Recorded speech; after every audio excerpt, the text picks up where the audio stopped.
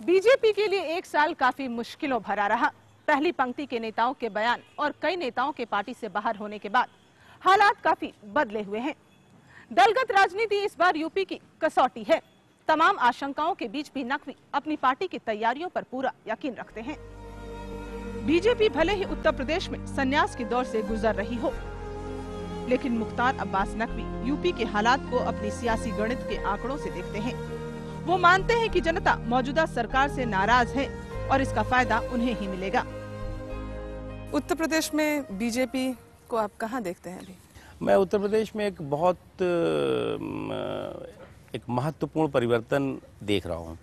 देखिए, एक चीज़ तो तय है कि जो उत्तर प्रदेश में इस वक्त मुलायम सिंह यादव जी की सरकार है, उसके खिलाफ एंटी इनकम्बेंसी तो एक बहुत ही स्वाभाविक शब्द है, वो नहीं है, बल्कि एक नफरत का माहौल है। जिस तरह से उत्तर प्रदेश आज पूरी तरह से गुंडे राज में परिवर्तित हो गया है, विकास के नाम पर जो है वो जिस तरह से चीज़ें हो रही हैं, लोग देख रहे हैं, करप्शन खुलेआम हो रहा है, तो लोगों में गुस्सा है। तो बीजेपी के कई लेजिस्लेटर्स ऐसा क्यों कि बहुजन समाज पार्टी और वो समाजवादी पार्टी की तरफ वो कुछ ज़्यादा उनको लालच थी और उन्हें जो प्रदेश में माहौल शुरू में दिख रहा था उससे वो प्रभावित होकर के कि साहब ऐसा है, हो सकता है बीजेपी से लड़ें तो हार जाएं। भारतीय जनता पार्टी को विपक्ष से सत्ता की कुर्सी पर आने में भारी मशक्कत करनी पड़ेगी। नकवी भी ऐसा ही मानते हैं, लेकिन चुनाव नतीजों की उम्मीद में पार्टी की हालत कुछ ज्यादा ही मजबूत आंक रहे हैं। बीजेपी को एक प्रबल दावेदार के रूप में देख रहे हैं, लेकिन बीजेपी तीसरे नंबर पे गिना जा रहा है।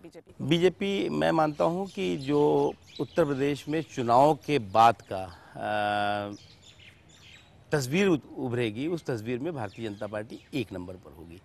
और मैं जो अभी के हालात देख रहा हूं, उस हालात में मैं बहुत ही ईमानदारी के साथ कहूँगा कि इन हालात में कोई पार्टी वहाँ पर पूर्ण बहुमत के साथ नहीं आएगी। हंग असेंबली सिनेरियो है, उसमें आप किसका साथ देंगे? नहीं, हम साथ नहीं देंगे, हमारे साथ कौन आएगा ये है।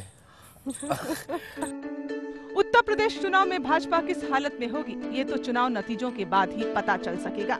लेकिन एक बात साफ है कि भगवा झंडा बरदारों की राह इस बार यूपी में इतनी आसान नहीं होगी। मुस्लिम तुष्टीकरण की राजनीति के आरोप लगाने वाली भाजपा ने नकवी को मुस्लिम वोटों पर नजर रखने की कमान सौंपी है।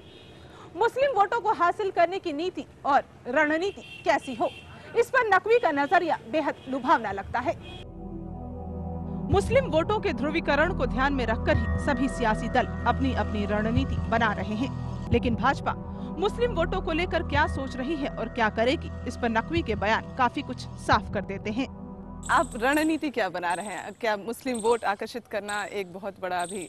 देखिए, डेफिनेटली मुस्लिम वोट मुस्लिम वोट मैं नहीं कहता, लेकिन उत्तर प्रदेश में देखा जाए तो एक बहुत बड़ा एक पैमाना है। देखिए, मैं मानता हूँ मुसलमानों को वोट के रूप में नहीं, लेकिन उनके जो सामाजिक, आर्थिक, शैक्षणिक सवालात हैं उनको हम हमेशा एड्रेस करते रहते हैं और हमारी कोशिश है कि ज़्यादा से ज़्यादा मुसलमान भारतीय जनता पार्टी की तरफ आए। मुख्तार अब्बास नकवी बीजेपी का एक मुस्लिम चेहरा बनने जा रहे हैं अभी और मजबूत। नहीं, मैं मानता हूँ मुस्लिम और हिंदू चेहरा भारतीय जनता पार्टी में कोई नहीं होता। भारतीय जनता पार्टी के सभी कार्यकर्ता हैं।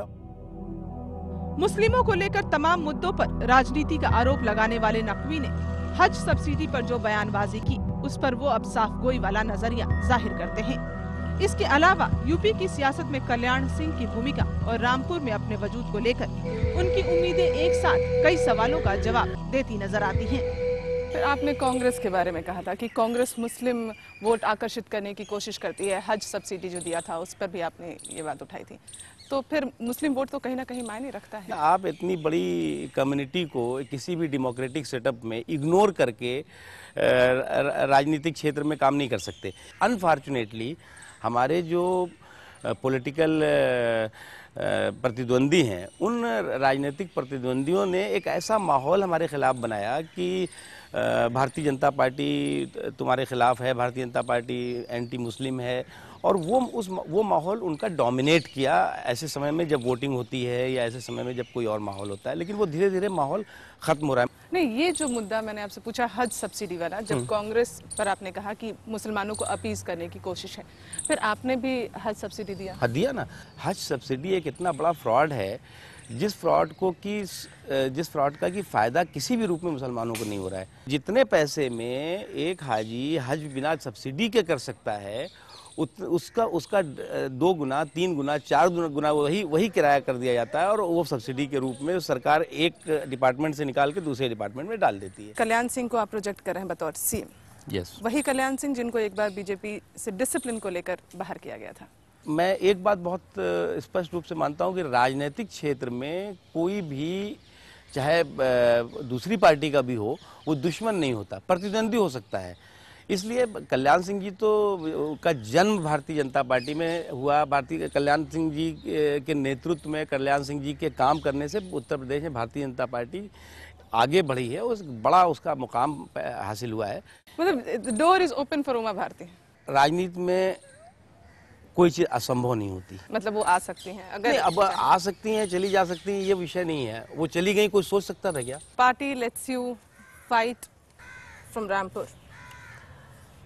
How difficult is going to be the fight there? मैं मानता हूं कि ये आने वाला समय बताएगा कि कितना डिफिकल्ट है और कितना इजी है। मेरा अपना विश्वास है कि रामपुर से अगर मुझे पार्टी ने कहा तो मैं वहां से चुनाव जीतूंगा।